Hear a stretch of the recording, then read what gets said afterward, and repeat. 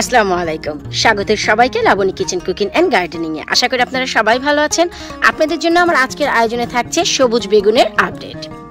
আজ আমি আপনাদের সাথে শেয়ার করব সবুজ বেগুনের আপডেট, যার একটি ভিডিও বেশ কিছুদিন আগে আমি আপনাদের সাথে শেয়ার করেছি, যেখানে দেখিয়েছিলাম যে আমার সবুজ বেগুন গাছে বেশ কিছু ফুল এসেছে। আর এই যে দেখুন ফুলটি ফুটেছে, আর এই বেগুনটি শতভাগ টিকে যাবে, কারণ এই বেগুনের পরাগায়ন গতকালকেই হয়েছে মৌমাছি দ্বারা, যা আমি নিজেও দেখেছি। আজ আমি আসলে এই পরাগায়ন নিয়ে কথা বলছি না, আমাদের বেগুন গাছের বেশ কিছু মূল সমস্যা আছে, আমি একটু দেখাতে যাচ্ছি, একটু লক্ষ্য করলে বুঝতে পারবেন। এই যে দেখুন একটি পাতায় ছোট্ট সবুজ একটি পোকা এসেছে, আমি একটু কাছ থেকে দেখাচ্ছি, হয়তোবা একটু বুঝতে সুবিধা হবে। এই যে দেখুন, তো এই যে এত ছোট ছোট পোকা আসে বেগুন গাছে, এটা একেবারেই স্বাভাবিক। সমস্ত গাছের মধ্যে বেগুন এবং মরিচ গাছে সব থেকে বেশি পোকা ধরে। আর আপনাদের একটু বুঝতে হবে যে এই সময় আমরা গাছের কি যত্ন করব। এই যে দেখুন পোকা এসেছে, অনেক সময় বাগ কিলার দিলেও এই পোকাগুলো যায় না, আর এর কারণও আছে। আর এটা কিভাবে খুবই দ্রুত হারে আপনারা পরিহার করতে পারেন আজকের ভিডিওতে আপনারা তাই দেখতে পাবেন। ভিডিওটি ভালো লাগলে অবশ্যই লাইক বাটনে একটি ক্লিক দিবেন, এতে করে আপনাদের কাছের বন্ধু বান্ধব এবং আত্মীয় স্বজন সবাই এই ধরনের ভিডিওগুলো দেখে উপকৃত হবে। তো এই যে দেখুন যে আমার গাছে আরো বেশ কিছু ফুল এসেছে। এই যে একটি ফুল, এই বেগুনটিও শতভাগ টিকে যাবে। আমি একটু দেখাচ্ছি ঘুরিয়ে ঘুরিয়ে। এই যে দেখুন অনেক ধরনের ফুল এসেছে। এখন এই ফুলগুলো এবং এই বেগুনগুলো শতভাগ টিকিয়ে রাখার জন্য খুবই জরুরি আকারে একটি আমাদের সার প্রয়োজন, যার প্রয়োগ করব আমি আজ থেকে 3 দিন পর। অবশ্যই ভিডিওতে নজর রাখবেন, এতে করে জানতে পারবেন যে বেগুন গাছে শতভাগ বেগুন টিকিয়ে রাখার জন্য আমরা কি ধরনের সার ব্যবহার করব। তো আজ আমরা জানিয়ে কথা বলছি এই যে সবুজ সবুজ পোকা এবং অনেক ধরনের আরো অনেক পোকা আসে, আমি একটু দেখাচ্ছি, তাহলে আপনাদের বুঝতে সুবিধা হবে। এই যে দেখুন বেগুনের ফুলে একটি পোকা এসেছে। এই পোকাটি কিন্তু এই বেগুনটিকে নষ্ট করে ফেলবে যদি এখনই ট্রিটমেন্ট করা না যায়। তো চলুন আমি শুরুতেই দেখাচ্ছি যে আমি এই পোকার জন্য কি কাজ করি, যাতে আমার বেগুন এবং সব ফল শতভাগ টিকে থাকে। বাগ কিলার বা নিম অয়েল অনেক সময় যখন ফেল হয়, বাগ কিলার বা নিম অয়েল দিয়েও যখন আমরা শতভাগ এই পোকা মারতে না পারি, তখন যে কাজটি মোস্ট ইম্পর্টেন্ট আজ আমি আপনাদের সাথে তাই শেয়ার করতে যাচ্ছি। আশা করি আপনাদের ভালো লাগবে। আর এই সেই বেগুন গাছ যার যত্ন আমি আপনাদের সাথে শেয়ার করেছিলাম, নিচের ডগা পাতাগুলো সব কেটে দিয়েছি। দেখুন গাছের বৃদ্ধি কতটা বেড়ে গেছে।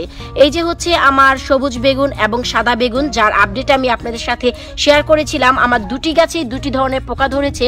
এই গাছে একটু আমরা বাংলাদেশে অনেক সময় ছোট ছোট ছ্যাঙ্গা বা সামথিং এমন কিছু বলে থাকি, তো এইটাই বসেছে। আর এই বেগুন গাছে ছোট ছোট সবুজ পোকা। তো চলুন আমি দেখাচ্ছি যে আমরা কি করি। এই যে দেখুন আমি এখন এগুলিকে ওয়াশ করে দিব, এতে করে সবকিছু চলে যাবে। এবং ওয়াশ করতে হবে এমন ভাবে যেভাবে ওয়াশ করলে সবগুলো পোকা চলে যাবে।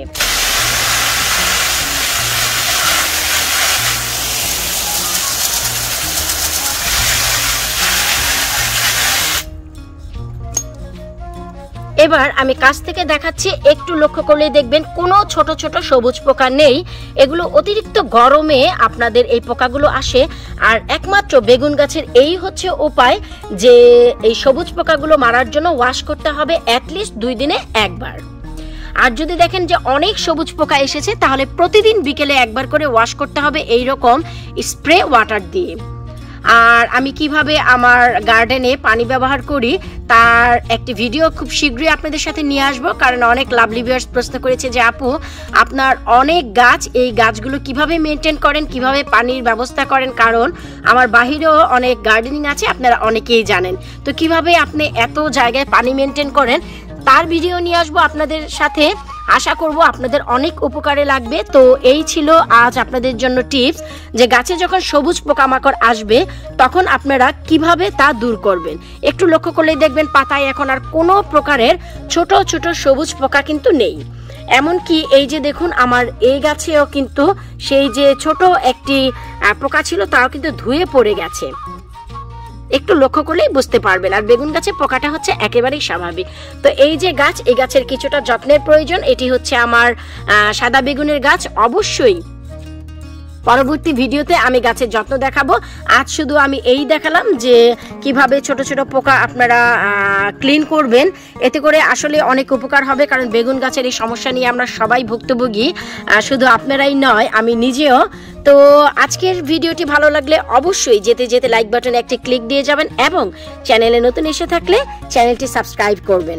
এতে করে আপনাদের নতুন ভিডিও দেখার সুযোগ হয়ে যাবে।